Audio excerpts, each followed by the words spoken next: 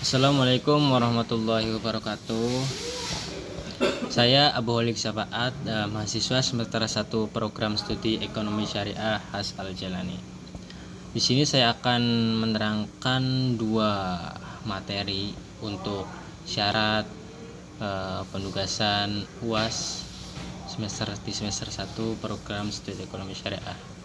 Nah, untuk materi yang pertama saya akan menjelaskan tentang ketidaksempurnaan pasar dan intervensi pemerintah.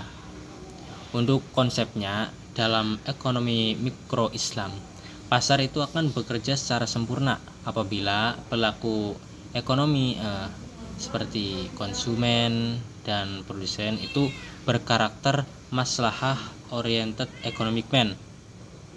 Ketidaksempurnaan pasar itu terjadi apabila salah satu atau seluruh pelaku pasar itu bertindak berdasarkan self interest semata, sehingga mekanisme pasar itu tidak akan berjalan dengan adil. Nah, untuk bentuk dari ketidaksempurnaan pasar dalam Islam itu umumnya bersumber dari penyimpangan moral dan informasi, antara lain seperti distorsi penawaran, distorsi permintaan, dan asymmetric information. Nah, untuk distorsi penawaran itu contohnya seperti penimbunan barang untuk menaikkan harga atau ihtikar. Untuk distorsi permintaan itu contohnya seperti konsumen itu bertindak sebagai pembeli tunggal atau monopsoni sehingga dapat menentukan harga jual. Dan yang ketiga itu asymmetric information atau ketidakseimbangan informasi. Nah, dalam Islam itu praktik-praktik ini dilarang karena dapat merusak keadilan pasar. Nah, pandangan Islam tentang intervensi pemerintah. Pada prinsipnya, Islam itu menghormati mekanisme pasar bebas. Rasulullah SAW juga menolak penetapan harga selama pasar itu berjalan adil dan wajar. Namun, intervensi pemerintah diperbolehkan apabila terjadi ketidaksempurnaan pasar dan ada unsur kezoliman, penipuan, atau kondisi darurat atau emergensi. Nah, untuk bentuk intervensi pemerintah itu bisa dengan regulasi harga yang adil dengan melindungi produsen dan konsumen. Ada juga pengawasan pasar untuk mencegah ihtikar dan memanipulasi informasi. Dan yang terakhir, menegakkan etika dengan hukum dengan menjamin keterbukaan informasi dan keadilan interaksi. Nah, intervensi itu bukan untuk menggantikan pasar, tetapi untuk memulihkan fungsi pasar agar kembali adil. Nah, sekarang untuk upaya menuju tipologi maslahah oriented economic man. Nah, untuk konsepnya maslahah oriented economic man adalah tipologi manusia ideal dalam ekonomi Islam yang mengintegrasikan tujuan dunia dan akhirat, berorientasi pada falah atau kesuksesan hakiki, dan mempertimbangkan dampak sosial, moral, dan lingkungan. Nah, tipologi manusia dalam ekonomi. Ada konvensional economic man, atau bisa juga diartikan dengan hanya mengejar utilitas dan keuntungan material saja, atau mengabaikan dimensi akhirat. Ada juga ascetic man, yaitu fokus ibadah spiritual.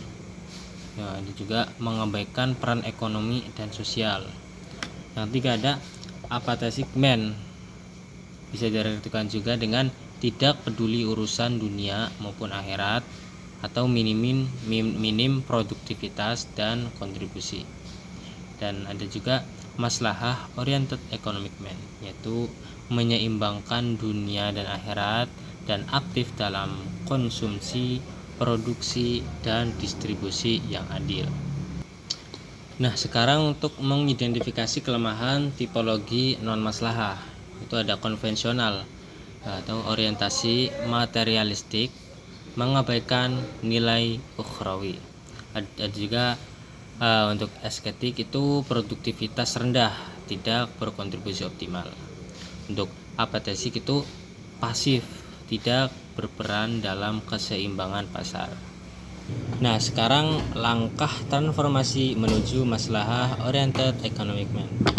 Itu yang pertama bisa dengan penguatan orientasi akhirat atau dunia itu sebagai sarana menuju falah.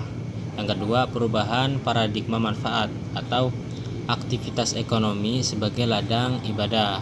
Yang ketiga, penguatan etos kerja dan produktivitas. Atau juga menolak mentalitas ketergantungan. Yang keempat, itu integrasi nilai moral dan ekonomi, atau bisa juga contohkan dengan konsumsi, produksi, dan distribusi berbasis keadilan dan keberlanjutan. Dan yang terakhir ada implikasi terhadap perekonomian.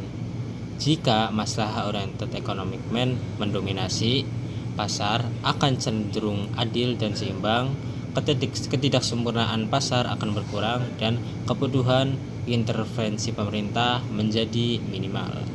Nah, jadi kesimpulan pada dua materi tersebut itu ketidaksempurnaan pasar dalam ekonomi Islam bukan sekedar masalah teknis, tetapi berakar pada karakter manusia.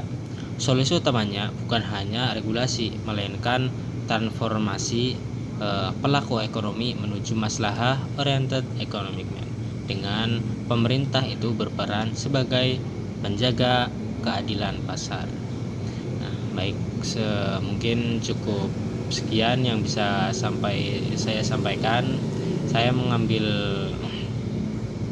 referensinya dari buku Ekonomi Mikro Islam Indonesia. Baik, cukup sekian ya. Saya ucapkan terima kasih. Jika ada salah mohon maafkan. Wallahul muwaffiq ila aqwamit thoriq.